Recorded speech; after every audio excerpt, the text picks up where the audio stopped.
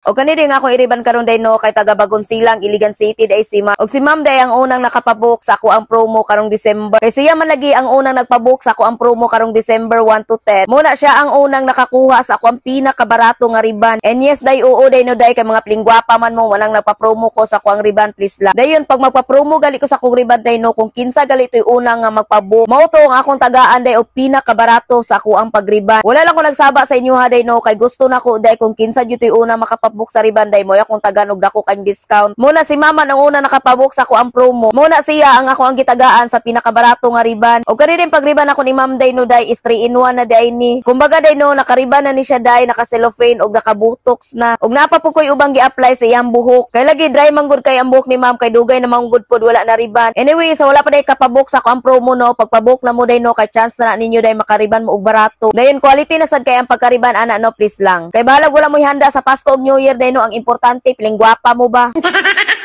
Og maura day to no bay mo oy.